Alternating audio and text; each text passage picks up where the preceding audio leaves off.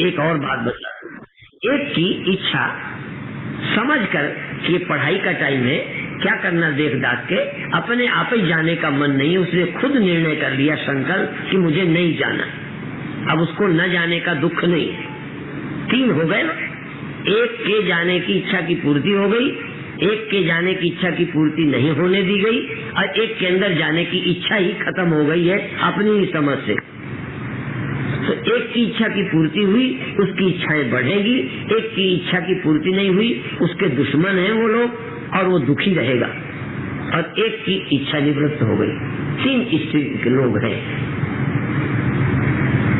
हमारी दृष्टि क्या है कि जो आदमी अपनी इच्छाओं से मुक्त हो जाएगा, उसका कोई शत्रु नहीं है, उसका कोई मित्र नहीं है, उसको कोई दुख नहीं है, उसको कोई अशांति नहीं है। जिसकी इच्छा है और पूर्ति नहीं की जाती, वो आदमी दुखी रहता है और वो लोगों से भी चिढ़ता है।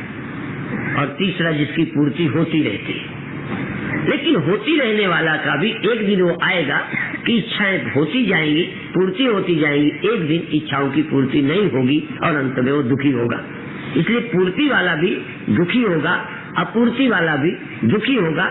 सिर्फ इच्छाओं की निवृत्ति वाला ही शांति प्राप्त करता है। इसलिए गीता में स्थित प्रज्ञ में प्रजहाति यदा कामान सर्वान पार्थ मनोगतान आत्मन्येवात्मनः तुष्टः स्थित प्रज्ञ तदोच्यते। परंतु इन इच्छाओं की निवृत्ति कैसे की जाए? आप लोग सोचते होंगे कि इच्छाएं कैसे छोड़ें, इच्छाएं छूट नहीं सकती। ऐसा नहीं है। इच्छाएं तो अपने आप निवृत्त हो जाती है, समझ की बात है। इच्छाएं कोई छोड़नी थोड़ी है, अपने आप समझ कहेगी। जिस चीज को हम दुख समझेंगे उसकी पूर्ति में क्यों लगे रहेंगे? पर अभी हमारी आदतें वैसी बन गई हैं। जैसे कोई शराब पीने वाले की होंगे, इसमें भी एक आध, ज्यादा तो नहीं होंगे पर कुछ तो होंगे ही। लेकिन ये बहुत खुशी की बात है कि चलो एक जगह के पियक्कर दूसरी जगह भी पीने आए हैं। बहुत अच्छी बात है। हो सकता है इस आदत से वो आदत छूट जाए। और ये माताएं तो बड़ी खुश होती हैं। अभी हरियाणा में हरियाणा सरकार ने शराब पर प्रतिबंध लगाया, तो अभी मैं उधर चक्कर लगा के आया हरियाणा। तो कई तो कुछ कहते हैं, कई कुछ कहते हैं, पर माताएं सब प्रशंसा करती हैं। स्त्रियां सब खुश हैं। किसी भी पियक्कर से उनकी पत्नियां खुश नहीं होती, पर पत्नियों की सुनता कौन है? यदि पत्नियों की मर्जी कहीं चलती तो कोई आदमी शराब नहीं पीता, परंतु पत्नियों की इच्छा की कोई परवाह नहीं करते। जबकि भाई पति पत्नी दोनों हैं, एक दूसरे की इच्छा की कीमत होनी चाहिए। पत्नी चाहती है तो पति न पीते, यही तो कम से कम अपनापन था। पर पत्नियां चाहती रहती। और कहीं पर भी, और मैं कभी कभी व्यंग में कहता हूँ कि रावण में और राम में फर्क क्या होता है। रावण जो है इस बात का प्रतीक है कि मंदोदरी कहती है, रावण नहीं सुनता। मंदोदरी कहती है सीता को वापस कर दो, ये अच्छी बात नहीं है, शोभा नहीं देता। रावण कहता है स्त्रियां हमेशा बेवकूफ होती हैं, 9 अवगुण रहते हैं स्त्रियों में, रावण कहता है, और स्त्रियों की बात मानने लायक नहीं होती। रावण की तर्क ये है। विभीषण कहता है, अब देखो रावण और विभीषण माने जो छोटे भाई की उचित बात भी इसलिए नहीं मानता कि तू क्या जाने भी कल का छोकरा है, मेरे बात पैदा हुआ है, तुम सयानों को अकल देता है। ठीक इस दलील के बल पर जब छोटे की बात नहीं मानता तो समझ लो रावण का अंश है थोड़ा थोड़ा। कभी छोटे भाई भी अच्छी बात करते हैं। तो रावण विभीषण पर व्यंग करता है, कटाक्ष करता है, और विपक्ष को बुद्धि है तू बच्चा है ये कहता है, रावण की बात नहीं मानता। तो जो समझदार भाई है उनको चाहिए छोटे भाई की भी बात उचित हो तो माननी चाहिए, पत्नियों की सलाह भी माननी चाहिए। खैर विषय वो नहीं था। विषय था कि पीने से पीने की आदत बढ़ती जाती है, छोड़ना कठिन हो जाता है। जो नहीं पीते क्या तकलीफ है मुझे बताओ। नहीं पीने से आप लोग इसमें से शायद ही कोई पति के संग में आके पीने लगी हो तो बात अलग है, बाकी तो कोई नहीं पीती होंगी मुझे विश्वास है। पर फिर भी एक आध पत्नियां पति का साथ देने लगी हो, क्योंकि आजकल ऐसा रिवाज भी धीरे धीरे आ रहा है बराबरी का। तो ये माताएं प्राय नहीं पीने वाली है। अब देखो तुम्हें क्या तकलीफ है न पीने से, रोटी हजम नहीं होती, कि कोई बेचैनी है, कि नींद नहीं आती, कि चिंताएं ज्यादा सताती हैं ना पीने से, कोई तकलीफ नहीं। पर पीने वालों को पूछो, उसके बिना रह नहीं सकते। मैंने फर्क क्या है, एक आदमी को उसकी कभी जरूरत नहीं पड़ी और एक आदमी एक दिन भी नहीं बच पा रहा। इसका मतलब वो कोई ऐसी चीज है नहीं, सिर्फ आदत को छोड़कर। इसी तरह ऊंचे ख्याल के लोग कोई चिंता नहीं करते, अपनी उनकी कोई इच्छा ही नहीं है, और एक आदमी अपनी इच्छा के बिना कुछ नहीं करता। फर्क क्या है? तो मनुष्य जैसा चाहे वैसा बन सकता है। पूज्य हरमिलापी जी महाराज देश के कोने कोने में जाते रहे, उनका शरीर नहीं रहा है, लेकिन वो प्रायः कहा करते, बोलो जीवन कैसा है? तो कहते जैसा बना लो वैसा। जीवन कैसा? चाहे इसको देवता बना लो, चाहे इसको राक्षस बना लो, चाहे इसको राम बना लो, चाहे इसको रावण बना लो, चाहे इसको संत बना लो, चाहे इसको दुष्ट बना लो, जैसा चाहो बना लो। जीवन कैसा है? जैसा बना लो वैसा है। यदि हम समझ चाहे तो जीवन को अच्छा बना सकते हैं। अब आपके मन में फिर आएगा कि तो सारा मजा छूट जाएगा, सारा आनंद छूट जाएगा। ये पता नहीं कैसे लोगों के ख्याल में आता है। दिन में मैंने एक बात ये समझाने की चेष्टा की थी, किसी का आनंद नहीं छूटता। हम बाबा बन गए तो आनंद छूट गया क्या? दूसरे तरह का आनंद ले रहे। आनंद में तो सब कोई रहता है, आनंद कहाँ छूटता है? पियक्कड़ पीने का लेते, न पीने वाले न पीने का ले रहे। आनंद में तो हम लिए, हमें न पीने का आनंद है, लोगों को पीने का है। लोगों का गृहस्थी बनने का, हमें सन्यासी बनने का। लोगों को राजनीति में जाने का, हमें न जाने का। हमें न जाने में बड़ा आनंद है। सब नेताओं को अच्छी तरह गालियां दे लेते, मजा आता है। यदि हम भी नेता होते तो कौन दे पाते। कई बार लोग कहते हैं आप भी आ जाओ मैदान में। मैंने कहा तुम्ही को मुबारक हो, ये रास्ता हमें नहीं चाहिए। क्या रखा है क्या उसमें? मुझे कोई सब, हमारा दिमाग ही नहीं मानता कि इसमें कुछ रखा है, ख्याल में ही नहीं आता, तो आनंद में नहीं है। असल में दिन में मैंने बताया था कि जिसको जिस तरह की आदत पड़ जाती है उसी में आनंद भासने लगता है।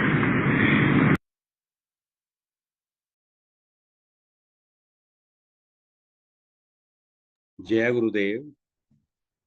जय गुरुदेव जी भाई साहब, जय गुरुदेव। बस अभी 5-7 मिनट पहले बंद करना पड़ा ताकि अभिव्यक्ति भी हो सके। जी जी जी जी जी, बिल्कुल ठीक किया।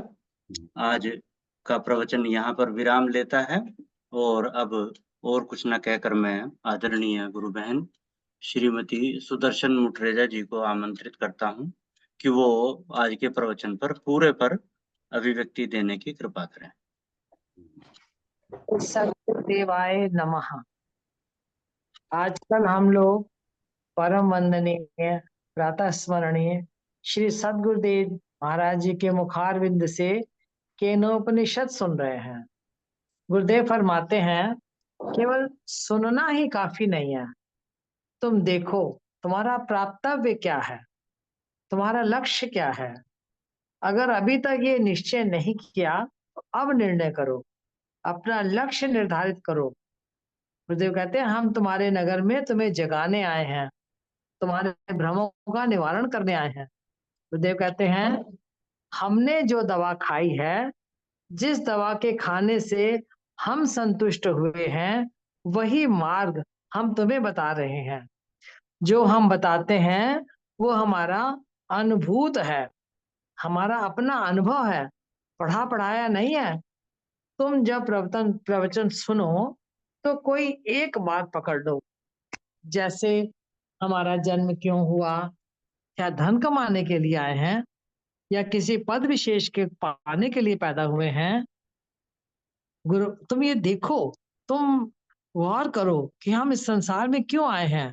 गुरबानी में स्पष्ट इशारा किया है, भई परापत मानुक देहोरिया, गोविंद मिलन की ए तेरी बरिया, और काज तेरे किते न काम, मिल साध संग भज केवल नाम। ये मानव देह केवल गोविंद भजन के लिए मिली है, और योनियां पेड़ पहाड़ नदी पशु पक्षी भजन के लिए नहीं है। इनकी जिम्मेदारी आत्मा को खोजने की नहीं है, ये केवल होते हैं, मनुष्य के काम आते हैं, दूसरों के भी काम आते हैं। इनकी अपनी कोई जरूरत नहीं है, इनकी अपनी कोई कामना नहीं है। लेकिन मनुष्य के पास बुद्धि है, अहम है, ईगो है। ये नदी पेड़ पहाड़ की तरह समर्पित नहीं हो सकता, क्योंकि उसकी ईगो है। कुछ करते समय मनुष्य जब कुछ करता है तो उसकी ईगो उसके सामने आती है। गुरुदेव कहते हैं, संत बिटप सरिता गिरिधरनी, पर हित हेतु सबन कै करनी। गुरुदेव समझाते हैं, देखो इस चौपाई में संत को छोड़कर पेड़ पहाड़ आदि सब जड़ हैं, इसमें संत को ही क्यों लिया गया? एक चौपाई गुरुदेव और सुनाते हैं, सुर नर मुनि सबकी यह रीति, स्वार्थ लाग करे सब प्रीति। इस चौपाई में सुर नर मुनि सबको लिया है। ये सब भी तो मनुष्य ही है, संत भी तो मनुष्य ही है। पर जो परहित में रहता है, जो दूसरों का हित करता है, वो संत है। सुर नर मुनि इनकी ये रीति है, स्वार्थ लाग करे सब प्रीति। पर संत स्वार्थ लगकर नहीं प्रीत करते, वो परहित करते हैं और सहज प्रेममय है। इसलिए जो भी उनके नजदीक जाता है प्रेम पाता है। गुरुदेव समझाते हैं, मनुष्य भी वृक्ष आदि की तरह परहित कर सकता है, परंतु उसमें अपनी इच्छाएं हैं। प्रकृति की शेष योनियों की अपनी कोई इच्छा नहीं है। गुरुदेव फिर समझाते हैं, तुम क्यों नहीं परहित में लग सकते? तुम भी संत हो सकते हो, पर कब? जब तुम्हारी अपनी कोई इच्छा ना हो। जब कोई अपनी इच्छा ना होगी तो मनुष्य की सारी चेष्टाएं भागवत विधान के अनुसार स्वतः होंगी और उनसे परहित ही होगा। इच्छा न रहे कोई, और गुरुदेव कहते हैं इच्छा न रहे कोई, ये कैसे हो? फिर आगे गुरुदेव स्वयं समझाते हैं, होश पूर्वक विचार करो, गौर से देखो, क्या कभी किसी की भी सारी की सारी इच्छाएं पूरी हुई है? अगर आग को बुझाना हो और रोज उसमें इच्छा की लकड़ी डालते जाओ, ये सोचकर कभी तो आग तृप्त होगी, क्या तृप्त होगी? उपाय है, लकड़ी डालना बंद करो, तब वो धीरे धीरे शांत हो जाएगी। जड़ की अपनी कोई इच्छा नहीं, तू चेतन होकर इच्छा ना रख। तुझे सिर्फ ये काम करना है कि तू चेतन तो है लेकिन इच्छा ना रख। ये भगवान की योजना है। उसने किसी को जड़ बनाया, किसी को थोड़ी चेतना दी, किसी को थोड़ी बुद्धि दे दी। इसमें तेरा क्या है? कोई सृष्टि बना रहा है, संभाल रहा है, कोई है जो सृष्टि बना रहा है, संभाल रहा है, मिटा रहा है। इसमें तू कहाँ है? तू भगवान की योजना के अनुसार रह। तूने बुद्धि पाकर अपनी एक अलग सृष्टि रच ली है। तुझे बुद्धि दी थी तो बजाय समर्पित होने के जड़ जड़ चीजों की तरह भी तू समर्पित नहीं हो सका। तूने परमात्मा की सृष्टि में एक अपनी सृष्टि, मैं और मेरी का संसार रच लिया है। सारी सृष्टि भगवान के हुक्म से चल रही है, तू क्यों विधान के अनुसार नहीं चलता? क्या कारण है? गीता में अर्जुन ने प्रश्न किया है, हे प्रभु, कौन मुझे यज्ञ करने नहीं देता? मैं क्यों नहीं यज्ञ कर पाता? मैं ईश विधान के अनुसार क्यों नहीं चल पाता? उसके उत्तर में भगवान कहते हैं, कामेशु क्रोधेशु रजोगुण उद्भवा महापापा महाअशना। ये जो काम है, ये जो कामना है, जो रजोगुण से उत्पन्न हुई है, जिसका पेट कभी भरता ही नहीं, ये कामना कभी पूरी होती ही नहीं, यही है जो ईश्वर के तुझे ईश्वर का समर्पित, ईश्वर के विधान के अनुसार सहज नहीं कार्य करने देती। तुझे कुछ भी मिल जाए, कामना का ये गुण है, कामना के गुण है या दोष है, कुछ भी मिल जाए, कितना भी मिल जाए, पर ये कामना समाप्त होती ही नहीं। भगवान कहते हैं, इच्छाएं कामनाएं तीन तरह की होती हैं। एक, इच्छा हुई, उसकी पूर्ति भी हुई, पूर्ति हुई, सुख मिला, पर वो सुख कहाँ रहा परंतु हमारा अनुभव है कि इच्छा पूर्ति से सुख होता है और वो हमें मिला भी। जब कोई कामना पूर्ति होती है तो कुछ देर के लिए तो सुख मिलता ही है ना, इसलिए फिर इच्छा हुई, फिर सुख मिला। चूंकि इच्छा पूर्ति पर सुख मिला तो हमें भ्रम पैदा हो गया कि इच्छा पूर्ति में सुख है। इस क्रम से इच्छा कभी नहीं मिटेगी। इच्छाएं होंगी, पूरी करोगे, सुख मिलेगा, फिर इच्छा होगी। इस क्रम से तुम सोचो कि तुम्हारी इच्छाएं पूर्ण हो जाएंगी कभी किसी दिन, तो ऐसा कभी नहीं होगा। इच्छाएं पूरी करके कोई इच्छाओं को खत्म नहीं कर सकता। इच्छाएं ना रहें, कामनाएं ना रहें, इसका उपाय है इच्छा निवृत्ति, पूर्ति नहीं। यदि जीवेषणा भी है, जो जीने की इच्छा है, वो भी जी जी कर नहीं पूरी होती, चाहे जितनी लंबी पूरी उम्र हो, पूरी नहीं होती। हाँ, ज्ञान से निवृत्त होती है, तब पता लगता है मैं शरीर हूं ही नहीं, तो मेरी जीवेषणा का मतलब क्या हुआ। फिर से जीने की इच्छा शरीर के साथ नहीं होती, क्योंकि मैं तो हमेशा हूं ही। फिर ना इच्छा, फिर उसको कोई इच्छा नहीं होती। इच्छा हुई, पूर्ति हो गई, कब तक? अंत में दुखी होगा। अंत अंत में निराश होगा, दुखी होगा। दूसरा वो है, इच्छा हुई, पूर्ति नहीं हुई, वो इसलिए दुखी हो गया क्योंकि उसकी इच्छा पूर्ति नहीं हुई। और तीसरा कौन है? इच्छा हुई ही नहीं, इच्छा, उसके हृदय में इच्छा हुई नहीं, उसको पहले ही समझ आ गई है, उसने अपने विवेक से ये जान लिया है कि इच्छा इच्छा पूर्ति होकर सुखी होना ये कोई उपाय नहीं है, वो कभी दुखी नहीं होगा। इच्छा पूर्ति में और एक बात और भी है कि इच्छा पूर्ति में जो सहायक होते हैं वो मित्र लगते हैं, और जिसकी इच्छा बताया अब। हाँ जी, और जिसकी इच्छाएं पूर्ति नहीं होती, उसको लगता है इसके कारण मेरी इच्छा पूर्ति नहीं हुई, वो उसका शत्रु बन जाता है, वो उसको शत्रु दिखने लगता है। और जो विवेक पूर्वक देखता है उसको इच्छा हुई ही नहीं, तो फिर उसका ना कोई मित्र ना कोई शत्रु। जिसकी इच्छा पूर्ति हुई, उसकी इच्छाएं बढ़ेंगी, अंत में दुखी ही होगा। दूसरे, जिसकी इच्छा पूर्ति नहीं हुई, वो भी दुखी होगा, क्योंकि उसके शत्रु बढ़ जाएंगे, क्योंकि इसके कारण मैं दुखी हूँ, इसके कारण मेरी इच्छा पूर्ति नहीं हुई, ये बाधक बना मेरी इच्छा पूर्ति होने में, तो वो सब उसको शत्रु दिखेंगे।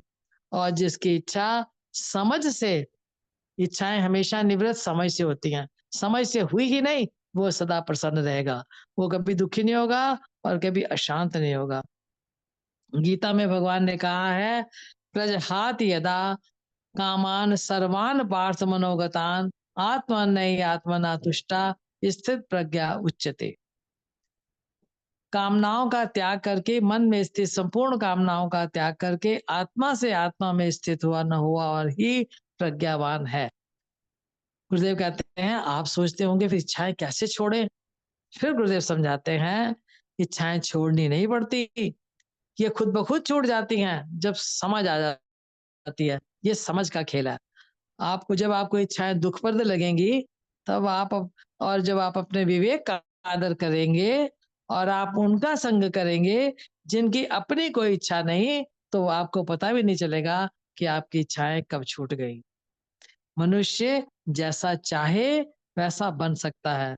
संत हर मिलापी जी कहते थे, बोलो जीवन कैसा है, जैसा बना लो वैसा है। चाहे तो राम बन जाओ और चाहे तो रावण बन जाओ, चाहो तो दुष्ट बन जाओ और चाहो तो संत बन जाओ। गुरुदेव कहते हैं एक बात और, तुम ये मत सोचना कि इच्छाएं नहीं होंगी तो आनंद नहीं होगा। आनंद तो अपना माइंड सेट है, किसी को कहीं आनंद मिल रहा है, किसी को कहीं, ये तो अपनी सोच की बात है। गुरुदेव कहते हैं हमको सात्विक भोजन में आनंद आता है, किसी को हमको सादे वस्त्र पहन के आनंद आता है। तो आनंद तो माइंड सेट है। हर एक ने किसी ना किसी चीज में आनंद मान रखा है। एक बार तुम प्रभु स्मरण का सुख लो, त्याग का सुख लो, सात्विकता का सुख लो, तुम्हें फिर कभी दुख ना होगा। अगर संसार से ही सुख लेते रहोगे, मिलता है संसार में सुख, लेते रहोगे, लेकिन संसार का सारा सुख भय और शोक से लिपटा हुआ है। तुम सुख लेते हुए भय और शोक के कारण पूरा सुख नहीं ले सकते, तो तुम कैसे सुखी होगे। शरीर से सुख मिला, लेकिन शरीर हमेशा लगेगा, कभी भी जा सकता है। इसीलिए हमें संत अशरीरी सुख, आत्म सुख, अतीन्द्रिय सुख के खोजने की बात कहते हैं, प्रेरणा देते हैं। मिल जाए तो सदा रहेगा और इसका कभी अभाव नहीं होगा। एक बार अगर मिल गया तो इसका कभी अभाव नहीं होगा। उपलब्धि आत्म सुख की कर लेने के बाद फिर जो होता है वो सब परहित में ही होता है। उसको अपने लिए अथा अगाध सुख मिल गया, तो अब जो उसके द्वारा होगा वो दूसरों के लिए होगा और परहित में ही होगा। वही संत हैं। गुरुदेव कहते हैं, मैं चाहता हूं धरती उन लोगों से भर जाए जो पहले अपना हित कर ले, पहले अपनी पहचान कर ले। जो अपनी पहचान पर कर लेगा वो वस्तुओं में सुख नहीं ढूंढेगा, फिर उनसे जो होगा वो परहित ही होगा। अर्जुन युद्ध भूमि में लड़ने गए थे, लेकिन उस समय जब गए थे तो अपने लिए लड़ने गए थे। मोह जगह लड़ाई छोड़ने की बात की, लेकिन लड़ाई छोड़ने की बात भी अपने लिए कर रहे थे। जब भगवान ने समझाया, गीता सुनाई, तो अब समबुद्धि से लाभ हानि जय पराजय से ऊपर उठकर युद्ध करेंगे। अब स्वार्थ न रहा, परहित हो गया। गुरुदेव कहते हैं, आज आप संकल्प करें कि स्वार्थ से ऊपर उठकर यानी कामना रहित होकर मैं कर्म करूंगा। एक बात गुरुदेव और समझाते हैं, कामना होती ही क्यों है? जब तक हमें अपने अंदर कमी लगेगी, कामना का जन्म होगा। कामना कमी की परिचायक है। अतः अब इस ये कमी कैसे ना रहे, उसका उपाय गुरुदेव बताते हैं। अतः हम कुछ क्षण कामना, कुछ क्षण तो हम कामना युक्त रह, कामना मुक्त रह ही सकते हैं ना। कुछ क्षण संकल्प पूर्वक हम कुछ क्षण कामना मुक्त होकर ध्यान में प्रवेश करें और नित्य वस्तु को जो बिना किसी साधन के मिलती है उसका एक बार अनुभव करें, तो हमें पता चल जाएगा जो मेरी सच में मांग है, जो मेरे में, जिसके पास जाने पर कोई अभाव नहीं रह जाता, जिससे सब अभाव मिट जाते हैं, वो तो मेरे अपने घर में मुझे प्राप्त ही है। इसी के साथ मैं अपनी वाणी को विराम देती हूँ। श्री सद्गुरुदेवाय नमः। जय गुरुदेव जी, जय गुरुदेव बहन। आपने बहुत ही सुंदर अभिव्यक्ति, इतने कम समय में इतने लंबे प्रवचन पर फिर भी संपूर्ण अभिव्यक्ति पूरे प्रवचन की, कुछ भी उसमें से शेष नहीं रहा बताने के लिए। और इतनी सुंदर अभिव्यक्ति थी कि मन करता है कि बस उस प्रवचन पर ही अब चिंतन करते रहें। समय की धारा शिखर को स्पर्श कर चुकी है। आपका एक बार फिर आभार करते हुए अब मेरा अनुरोध है आदरणीय गुरु भाई श्री अवधेश कुमार मिश्रा जी से अवधेश कि कुमार मिश्रा जी ऑलरेडी अभी अपने बाहर हैं। अच्छा अच्छा अच्छा अच्छा। तो आदरणीय गुरु अनाउंस भाई श्री अच्छा आदरणीय श्री आनंद स्वरूप जी से अनुरोध है कि कृपा करके कुछ आशीर्वचन आज के प्रवचन के अनुसार दें और फिर कार्यक्रम का समापन करने की कृपा करेंगे। पूरे गुरुदेव भगवान की जय। दीदी का अभिव्यक्ति और गुरुदेव भगवान की जो वाणी को सुनकर एक भजन की दो पंक्तियां मेरे चेतना को स्पर्श कर रही हैं, वो कहकर फिर एक आधा मिनट जो आज का निष्कर्ष है, जो सूत्र है आज का, उसी के ऊपर बात करके जो है सभा की समापन करेंगे। गुरु के संग प्रीत लगा के रहन कुछ और बाकी, गुरु के संग प्रीत लगा के रहन कुछ और बाकी। हम तो भरपूर हुए हो, हम तो भरपूर हुए पाके तेरा प्यार साथी, गुरु के संग प्रीत लगा के रहा न कुछ और बाकी।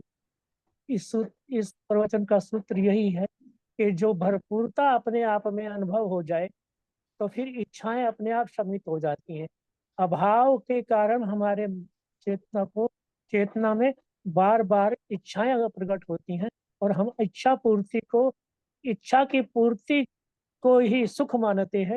पर गुरुदेव भगवान स्पष्ट करते हैं कि इच्छा की पूर्ति में नहीं, इच्छा की निवृत्ति में ही सुख है। तो इच्छाओं को कैसे शमित करें, इच्छाएं कैसे हमारी कम हो जाएं, आवश्यकताओं की पूर्ति जो अनिवार्य है वो तो सबको करनी ही पड़ेगी, करनी ही चाहिए। इच्छा का इच्छा का अभिप्राय ये है कि जो हमारे पास नहीं है और उससे आवश्यकता से अधिक हमें चाहिए, तब इच्छाएं प्रकट होती हैं। धनी बन जाना, पद की इच्छा, अपने नाम को ऊंचा करने की इच्छा, अनेक तरह की इच्छाएं जो हैं वो तब होती हैं जब अभाव होता है। और जो भाव में होता है, भरपूर होता है, वो केवल संत ही होता है जो भरपूर होता है। और भरपूर व्यक्ति अपने लिए कुछ चाहता, क्योंकि वो तो भरपूर है, उसे क्या चाहिए, कुछ चाहिए ही नहीं। उससे वो करता नहीं, उससे होता है। उससे परमात्मा करवाते हैं तो ये करो ये करो, लेकिन उसे अपने लिए कुछ करने की शेष आवश्यकता नहीं बचती। तो ये एक सूत्र के रूप में हमारे जीवन में अगर उभरता है, एक सूत्र के रूप में हमारी चेतना को स्पर्श करता है, तो फिर आज का जो पढ़ रहे थे ऊपर, गुरुदेव का जो प्रवचन सुन रहे थे, तो आप आनंद स्वरूप हैं, आप आनंद स्वरूप हैं, मन दुख सुख रूप है। आप आनंद स्वरूप हैं, मन सुख दुख रूप है। तो ये आप और मन, इन दोनों को देखना है कि मन किसके लिए कहा है और आप किसके लिए कहा है। आपकी क्या परिभाषा है यहाँ पर, आपको खोजना है कि आप, आपके लिए जो है ये जो मंत्र लिखा हुआ था, कि आपका का अभिप्राय क्या है। और मन तो हम जानते ही हैं, मन तो सुख दुख रूप है। तो जो आपको जान लेता है वो आनंद के रूप में, आनंद स्वरूप ही है। तो इसी के साथ मैं अपनी वाणी को यहाँ विश्राम देकर समापन की ओर बढ़ता हूँ। ओम गुरुर्ब्रह्मा गुरुर्विष्णु गुरुर्देवो महेश्वरा, गुरुर्साक्षात् परब्रह्म तस्मै श्री गुरुवे नमः। ध्यान मूलम गुरुर्मूर्ति पूजा मूलम गुरुपदम, मंत्रमूलं गुरुर्वाक्यं मोक्षमूलं गुरुकृपा। बोलिए सद्गुरुदेव भगवान की। सर्वे जय। सर्वे सन्तु निरामया, सर्वे भद्राणि पश्यन्तु मा कश्चित् दुःखभाग्। बोलिए गुरुदेव भगवान की जय। जय। आज के आनंद की जय। जय। जय। नमो नारायण, नमो नारायण, नमो नारायण, नमो नारायण। नमो नारायण।